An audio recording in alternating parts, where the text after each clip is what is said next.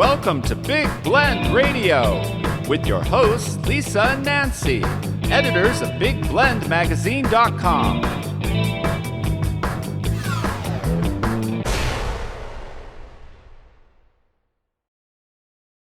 Hey everybody, welcome to Big Blend Radio with Nancy and Lisa. Every third Thursday, we get to talk about trust with the trust architect. Everyone, Lea Brovedani is on every third Thursday. Like I was saying, she is a speaker, a workshop facilitator on trust, and she's recognized as a top thought leader on trust by the organization called Trust Across America. She's also the author of 2 books, and she's in other books as well. The 2 books are Trust Me, Restore Belief and Confidence in an Uncertain World. That's like the best book for right now, right? And also Trusted, Secret Lessons from an Inspired Leader. I encourage you to go to her website, thetrustarchitect.biz. She's also on blendradioandtv.com and in our different magazines with articles and interviews. But welcome back, Lea. How are you? I'm good. Good to see you both again. Well, thank you. Green there. Lisa. I know. I have been green all week, wherever we are now. And for some reason, the light sometimes says, okay, you're a normal blonde. And then sometimes it looks like I came out of the swimming pool and I have liver disease, but I don't. Yeah. You know, I love my wine, but it hasn't gone to that level yet. But anyway, this is purple. This show is all about communication, right? So normally you just go, oh, you look great, Lisa. But no, the truth is I'm green. Yeah. And so you decide to tell the truth. And isn't that part of it in leadership? You have this great blog talking about don't just be nice. It's really about honesty and how that pairs with kindness, right? Right. And part of it was a friend of mine, this is years and years ago, had posted one of those questions that you get on Facebook or LinkedIn all the time. And she said, are you a nice person? Yes or no? And I kind of looked at that and went, well, I've been told I'm nice, but I'd rather be considered kind, because there's times when being nice isn't the best policy. Because when I had my book written, the first time I sent it, and that was Secret Lessons from an Inspired Leader, it was a narrative. And I sent it out to a lot of people whose opinion I respect. And some of the feedback I got back didn't always feel nice. It was like, and the best one was a colleague of mine who was a past president of a community college. I mean, I think there was 8 or 9 community colleges that she was head of.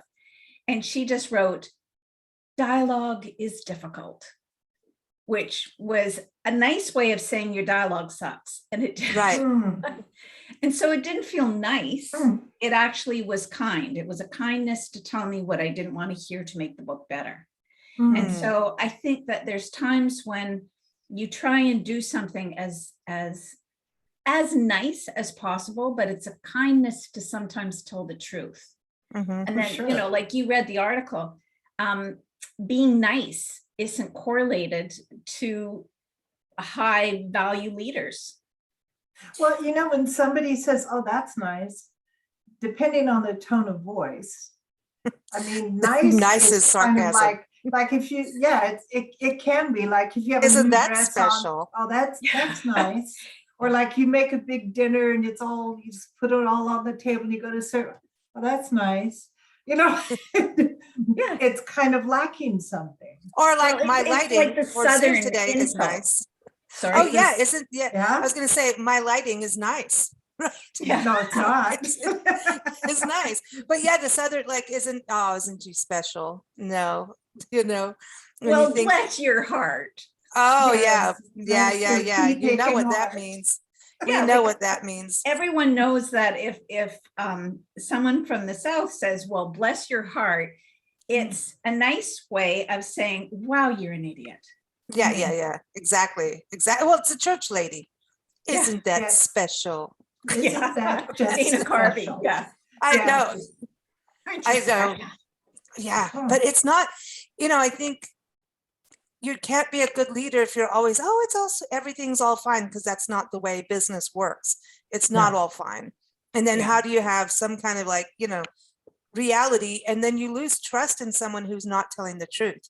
If they're just nice and la la la all the time, you can't trust them as a leader when stuff happens. And watch Yeah. my language there. You It's like wonder- sailing a ship. Yeah.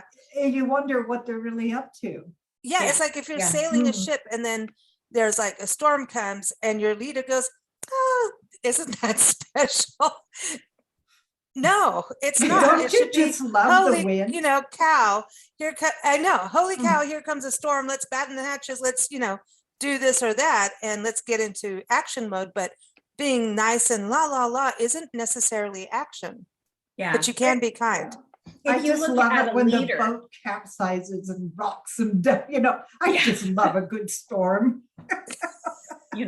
and I was, if you look at a leader and he's trying to get this really high powered efficient team, and someone says, "So how's my work?" and he goes, "Oh, it's okay," and then ends up letting them go down the line, that's an example of a really poor leader. Instead saying, "This is what's expected of you, and we're going to give you some time because looks like you need some coaching to get up to the level that we need.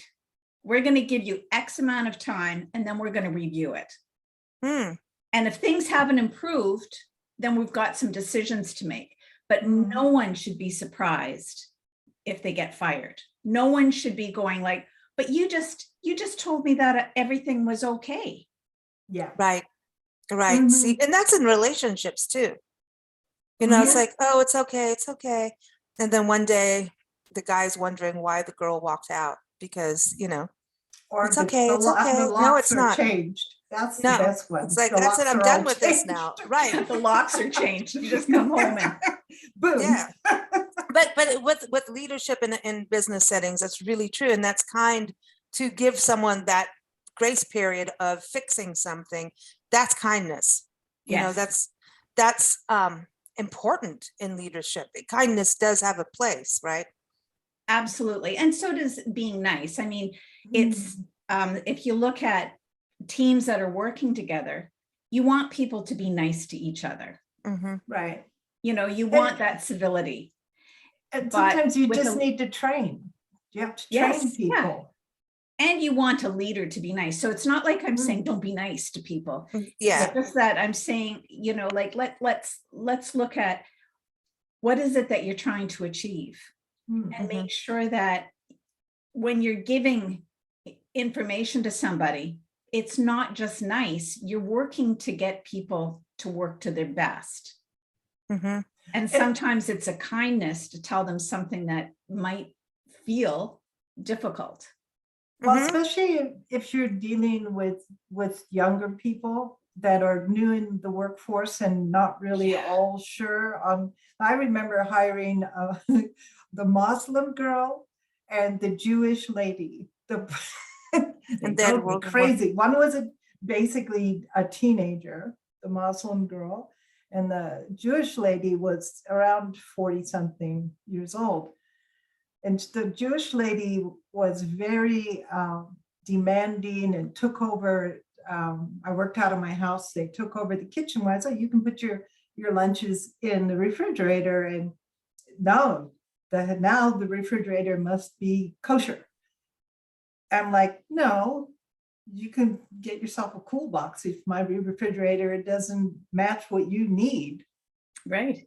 And then the Muslim girl couldn't put her food in there with the Jewish lady. I'm like, "Oh, stop it, you two. What are you, like 2 years old?" I really, it was a real challenge to get the two of them to work together as a team.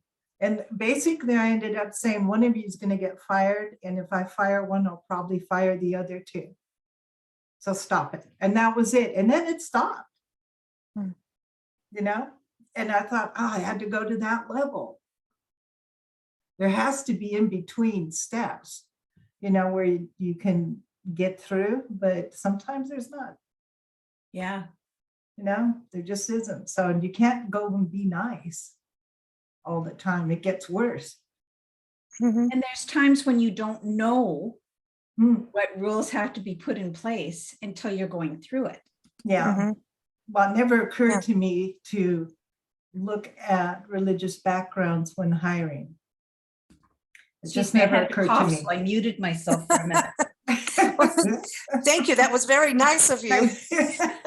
You're welcome, and I'm going to sneeze, and I might do it again.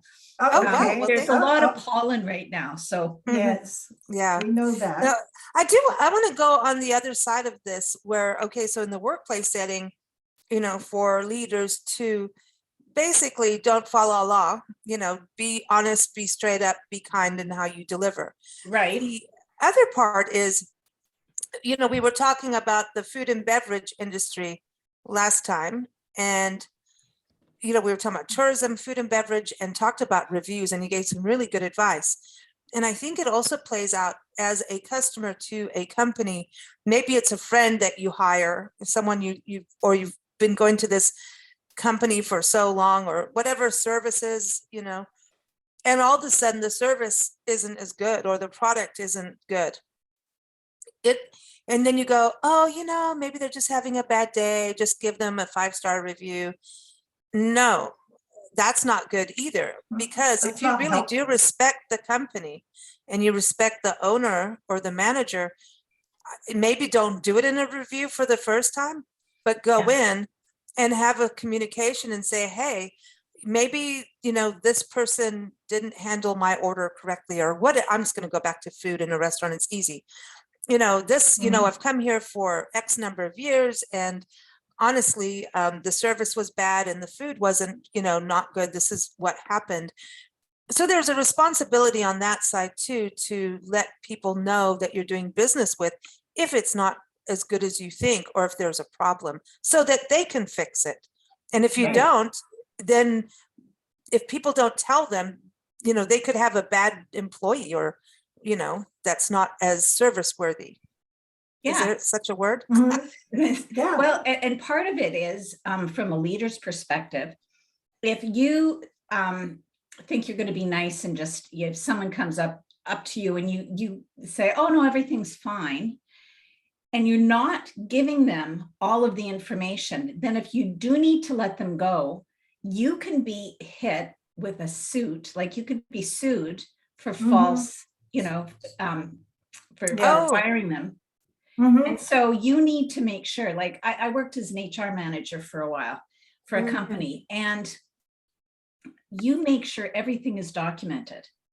Mhm. So you have a file for everybody, and it might seem ridiculous, but from my No, you need to. experience, when you go and talk to someone, if there is a problem, it doesn't matter how big or how small, make sure you document it, Mhm. and make sure that the person knows that you're documenting it. Mm. Absolutely. I mean, I had a file on everybody, and every time they came into the office, their file was right there on the desk. I would open it, and I would have a list of things that we had spoken about with the date and the time. And then I always put down the person's reaction and what we had our agreed solution. And So that might that- not feel nice, but it's a kindness. Well, Mhm. it stopped a lot of, I learned from years of making mistakes. I learned that if you didn't do that, you were rehashing the same problem over and over and over, and you had nothing to back yourself up. Now, then it got so they knew their file was going to be there. They knew that I had all the stuff down in writing. I always gave them a copy. So there was no question. So I didn't have to rehash the same problem and over. And if I did, I would say, okay, that's the second time you've come back with the same problem. The third time, I'm going to make a final decision. Somebody's going. And that took care of a lot of stuff. Yeah. Then I wasn't being mean. I was just to get on with your work so you can make Nancy your keeps money. a file on me too. A big one. It's like this. Yeah, I saw that file. You were kind of hard to potty train. Yeah, I was. I got Oh, upset no because she kept kidding. flushing things down. But She did. She just, I just made that. And I'm like, I don't care. It's going to the ocean. it's an art form. And Nice conversation. Nice But- conversation. But no, I think this writing down, we do our show with Ward Heinrichs, a San Diego employment attorney. We should put you guys on a show. We've always talked about that because I think we have been on a show together. yeah, but I think we should talk about the HR side. Yeah. And Yeah. he's like, take care of your HR before you call me. And if you don't take care of your HR, you're calling me, and you don't want that. You know what I mean? You don't want to have, especially when it comes to sexual harassment.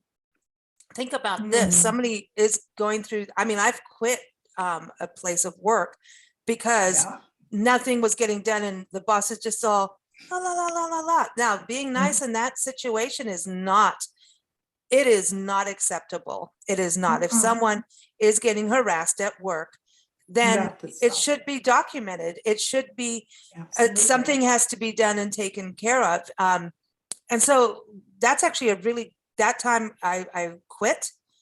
And, because the guy was trying to kiss me and try to pinch my butt. Okay. And I was very young. And I looked at my boss, the owner of the company, and I was working in the restaurant. And I just went, I don't trust this woman for anything. And I walked. And that just shows her leadership skills of being la, la, la, nicey, nicey, nicey, that I knew it would be, he would never do anything like that. And she thought the world of this guy. So I thought, and he'd been there and he was a senior. And I was just like, this is a waste of time. So I walked. And then she said, why did you quit? And I told her, and she says, if I had told her, she would have done something. And I said, well, what would you have done? She goes, well, I don't know. I might've just talked to him. And I'm like, see, this is exactly why I quit. So the nicey thing, I automatically just didn't trust her. And I was right to not trust her, because it puts you in a really bad predicament in that kind of thing. So I really agree with you about keeping track of things in HR, because if someone walks because of that, that could be a detriment to the company, right? Oh, absolutely. But I've also seen where someone has stepped up to complain, and especially with bullying, because at one point I was doing with the work I was doing in emotional intelligence and trust, I did some research around bullying, and way too many times the person who is bullied ends up leaving or getting let go, and the bully ends up staying where they are, sometimes being promoted. And I've witnessed that, and it shocked me to see that.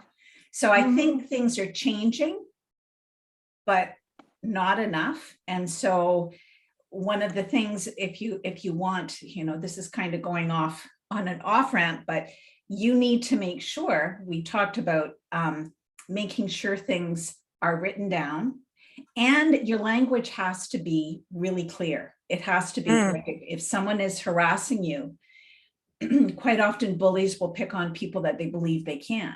And so you need to be able to say, here's what you're doing. And I've written a complaint up, and this is the consequence if you do it again. Leave me alone. And it has to be really strong language. And clear, and not emotional. Yeah. Not emotional too. That's the other part. If things aren't written down, then it goes into the emotional wah-wahs. We're taking care of a cat that goes wah-wahs. Got the wah-wahs. But you know what I mean? And it is, I think harassment and bullying, it pulls out the different emotions for different people. Everybody handles those things in different ways. Some people cry. Some people may have had trauma in their past, and that could come through in a workplace situation that you don't want to. I mean, haven't we all as women at some point in a work situation go, don't you dare cry right now. Damn it, it's coming. Run to the bathroom. You're not crying. I refuse to cry, But we've all been there, especially when we're a lot younger, of times right? it's a response not because you're sad, it's because you're angry. Exactly. And it's just, women express frustrating. emotions differently, and you get so angry that they're angry peers. And you want to swear at absolutely everybody in the room, and you can't. Yeah. It's, the way women are treated, I know it's getting better, and you have to push to represent yourself. I mean, that one manager, when I worked at the Automobile Club, he handled every woman. And then you knew when it was your turn, you'd get called into his office. He had the little glass cubicle, we closed the curtains and you knew. So I just smacked him. I had no See, problem. Nancy He doesn't leaned- cry, she smacks back. Oh no, he leaned across the desk like he's gonna now touch my breast. And I just hauled off and slapped him. He fell into the chair and the chair rolled back into the wall and made a nice big crack. And I'm like, score. Then he was put on leave and I was put on suspension while the auto club got together and talked to each other about whatever they talk about when something like that happens. And they interviewed every woman in the office, and blah, blah, blah. By the time they got around to doing some, I had a new job in 2 days on my bike. See you. Wow. Wow. Yeah, because I was like, I'm not going to work for, if it takes you that long to figure out what to do, and women in the office have complained over and over and over and told. Well, the one was management- pregnant because of it. Yeah. Oh yeah, he got that one girl pregnant. I'm like, hello. What, and you're still discussing what to do? It's called get a lawyer, number one. Wow. You're gonna need Things one. have changed so much. I though, hope that, so. you know, I Yeah, can yeah. remember, like, we're at an That's age where we crazy. can remember that you didn't say anything because nothing was done. And Mhm. Right. so, like, that's when I say the person who's bullied usually ends up leaving, or the woman who is harassed usually ends up leaving. And Right. and in areas where there aren't a lot of jobs, sometimes that's not an option. They may be the only bread earner in the family.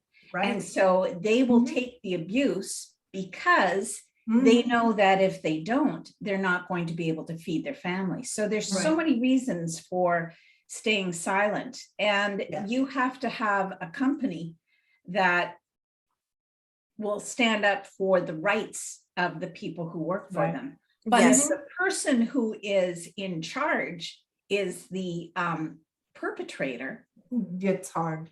You have It's to go really above, hard. or you Oh, leave, you have you to go or to a if different. there's You have to go like way who do you go above. to if there Mhm. is no one above? So Then Yeah, you- yeah. You leave.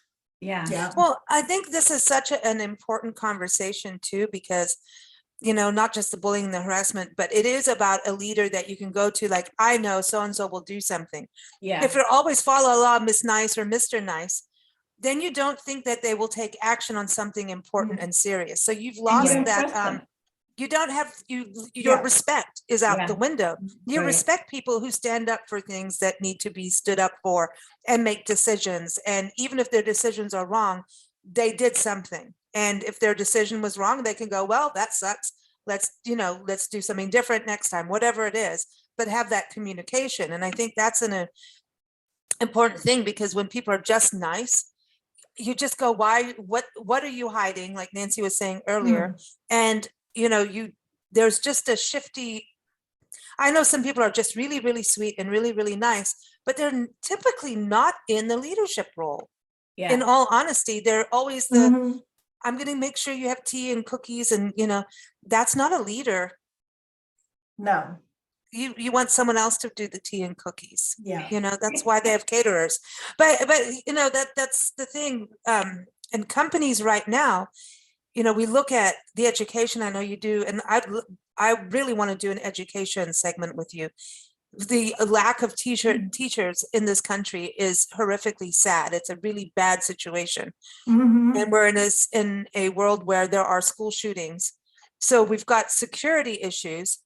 And if the school leaders aren't good and the community leaders, and I won't get into all of that and the politics of all that, but if no one's taking any kind of leadership and just, how many times are we hearing now that thoughts and prayers don't mean anything? Like, we need to do things. I mean that even just in a company culture, in a school culture, the education system right now, we're getting more and more substitute teachers that are not, they don't even have the teacher's degree. And that's what we're living off of for education at this point, majority of the time, with this shortage of teachers across the country. And a lot of it is stemming from admin issues, which means that these teachers are overworked, underpaid a lot of times, but overworked. And it's because they're not getting the support they need. And I understand our school system needs to be improved, but doesn't it also come from the leadership? I wonder about that. So it's a whole thing going on in the education system. And I think it's about, somebody has to change how they're leading, period. And what Well, is the future for the states if we don't start educating the young people who are going to be in the positions of Right. leading this country? Mhm, So mhm. it is, you know, you look at the countries that put an emphasis on teaching, on teachers and having a good education system, they're going to rise. Mhm. And here in the United States, if we don't see the importance of educating our youth, who do you think is going to run the country? Mhm. Right. Well, you know, and it's funny, people without children feel that a lot of times feel that they don't need to worry about the Oh, education yes, we system in our do. country. And I'm Oh, we like, yes, do. yes, Who's you who's do. gonna work in the companies? Yeah. So that's where I'm seeing this, kids now are looking at jobs that aren't even created yet because our world Yeah. is changing. AI is Hmm. here, whether you like it or not, AI is here, people. And yes, robotics is a thing. And there's app development. It's going beyond website development. We're Mhm. going way into all these new Way things, in the future. electric cars, all of these new Mhm. industries. And so the schools have to keep up with what they're teaching. And it's Absolutely. almost like that is, the teachers that are there and the substitute teachers, bless you all, like literally, you're doing so Yeah. much work, Mhm. honestly. And I don't mean like the principals are bad or anything. I'm just saying that there's a shift that has to be made. And I really do believe it starts with communication, and trust is at the core. Isn't that even what got you started in trust in the first place, was Mm. overhearing a teacher saying the wrong thing? Yeah. Yeah. Mm. And that was when my daughter was young and in school, and hearing some things, and it kind of led me into emotional intelligence, which developed into trust. I remember a friend of mine who was head of a department at one of the major universities. I think it was physiotherapy. And she said that the education system even has to be overhauled. And I've heard things from, as soon as the book is written, it's outdated. So Mhm. our Right. education is changing so quickly that teachers aren't being given the knowledge that they need to pass on. So that's one thing. The second thing is, we have this notion that if someone takes a 4-year degree and they finish all of these courses, then they're qualified to do X. Mhm. But I just remember my friend Anne saying she had students after 2 years that she felt she would feel really comfortable sending them out to work as a physiotherapist with clients. And that there were students that after 4 years, she was going, oh, good Lord, I have to let them go, and they've Right. got their degree, they finished all the courses. But Yeah, the big but. yeah. But So there's so many things that we need to trust, that there are going to be people who rise to the occasion, who can start saying, okay, we need to change the way we view education. mhm. We need to review the way we educate, and we need to review the value that we put on education. It needs to be more important than a financial analyst position who makes millions, and then Mhm. we're paying teachers a pittance. Right. Exactly. And I think it's I'll get off my important that, soapbox now, no, I everybody. know, No, but I know, but it's true, and it's hard,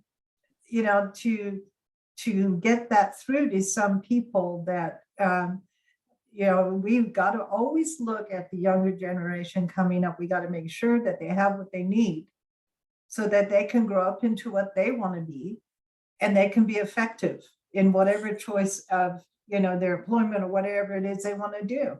Yeah. I think they need education that's I going think we're beyond letting them your down. math.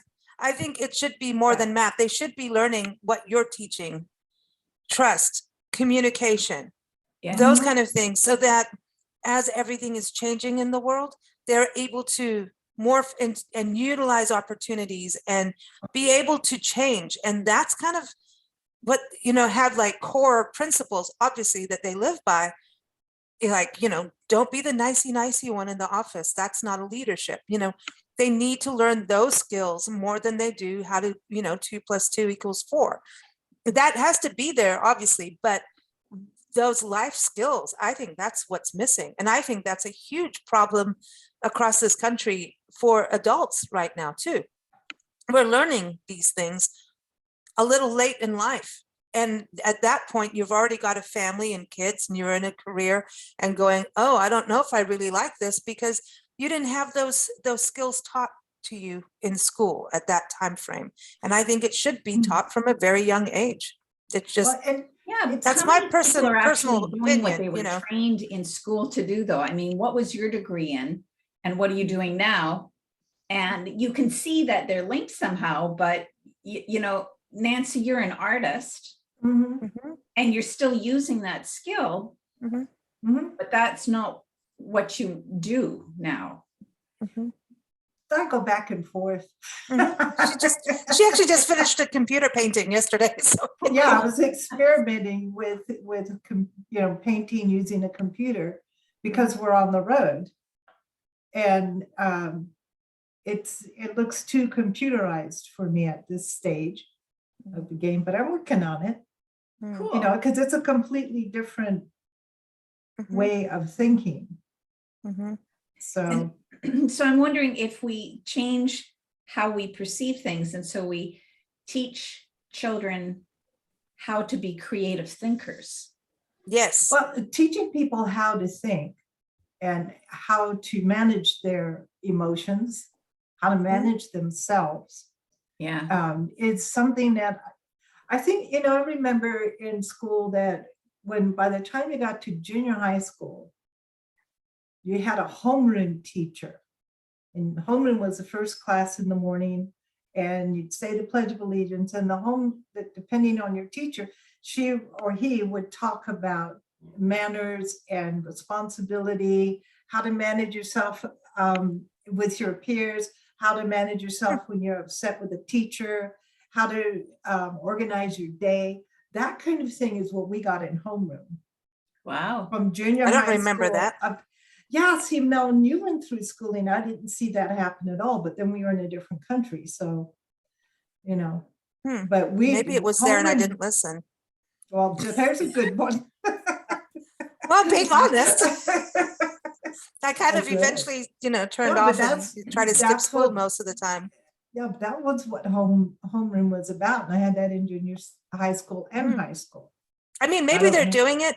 I just feel don't like the know. youth do need to have those skills to handle things better, because I think Mhm. they're also extremely stressed out with what's happening in the world, globally, the pandemic, there's climate change, there's all these things going on. Mhm.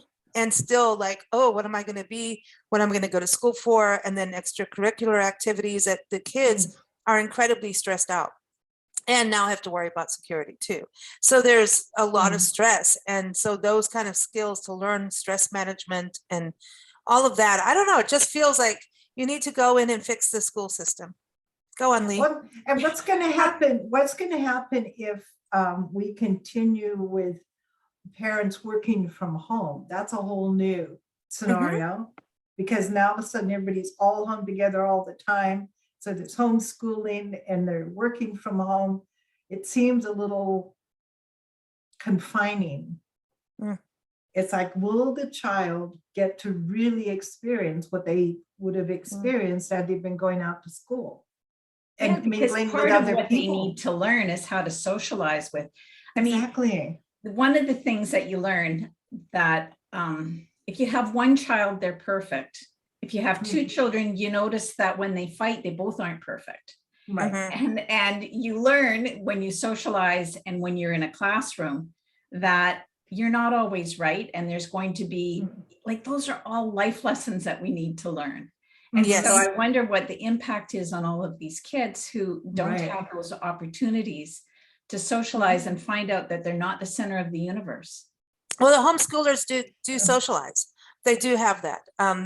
From the people I know that homeschool, there is programs that you do sports, you do things like that. So it is there, but it's not like, it's still not the same. I don't think. It's, I can see why a lot of parents want to homeschool. I can see that too. Yeah, I can't. Well, I especially right would now. absolutely see why. But yeah, I think this is really a cool conversation, and it goes right to what you were, I mean, we always divert, right?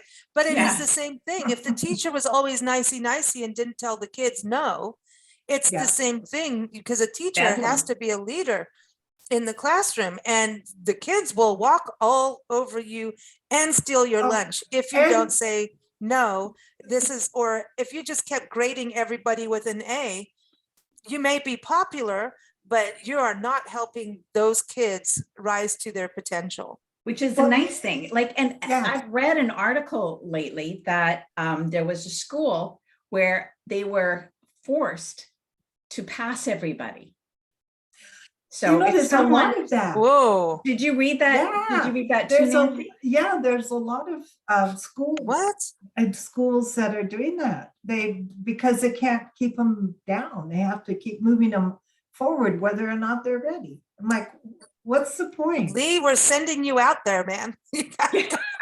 Like, She's gonna go walk in there. No, Mr. Nice Guy, no more Mrs. Nice Girl, They lady, can't whatever. take- That's it. yeah, they can't take on new students unless the other ones move on.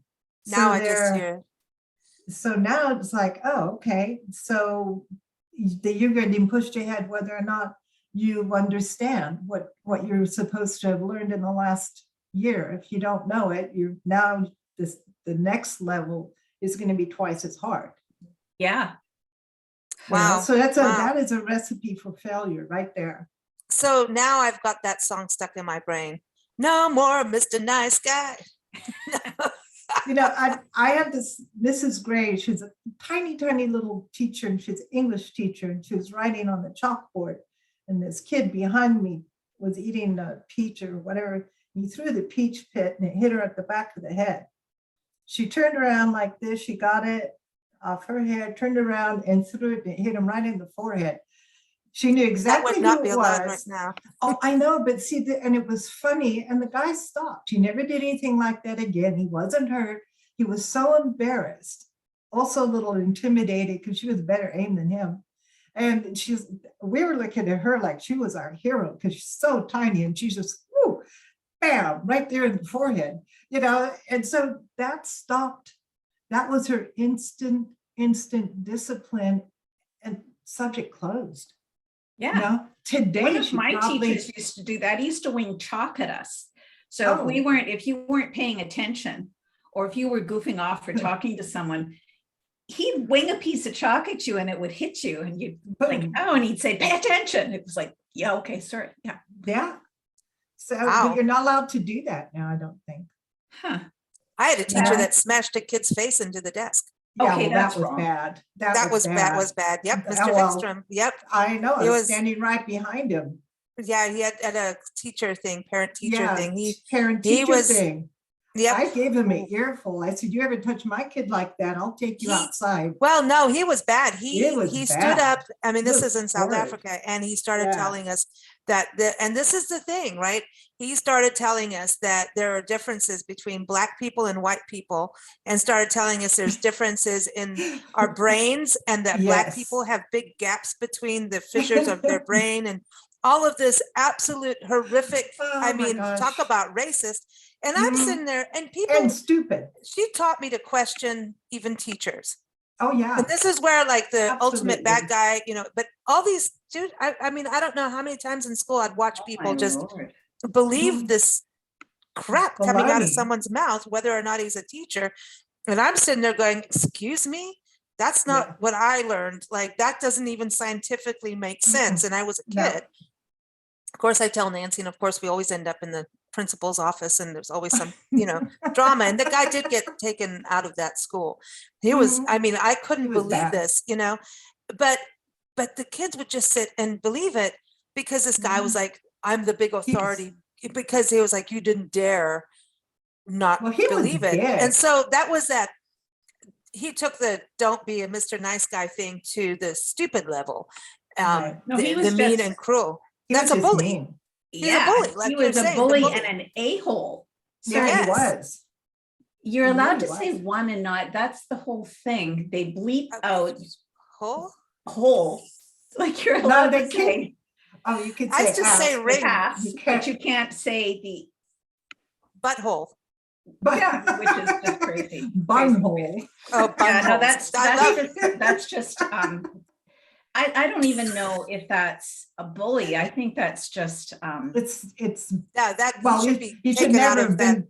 He should never have But been a teacher. but to start on the with. other side, you have the teachers like that are fa la la, and then that doesn't get anywhere either. So you have to have Yeah. that balance. So I Yeah. probably shouldn't have talked about him, but why not? I mean, kids should question their teachers. I strongly Absolutely. believe in it, because if I believe Absolutely. that, how many of those kids come out of there racist? You know, Oh yeah. and I watched a documentary. We actually covered it on a show about 5, 6, 7 years ago about eugenics and all of that. And there was this belief, exactly what he said, because I'd never heard anything like that. And I know South Africa, yes, has racism problems, just like this country, but there were people really working to not have that happen. And so Exactly. to really have it in your own school, you're like, holy cow, man, that's not what I was taught at home. And I've never heard anybody say all that until watching this documentary. Van Jones was in it.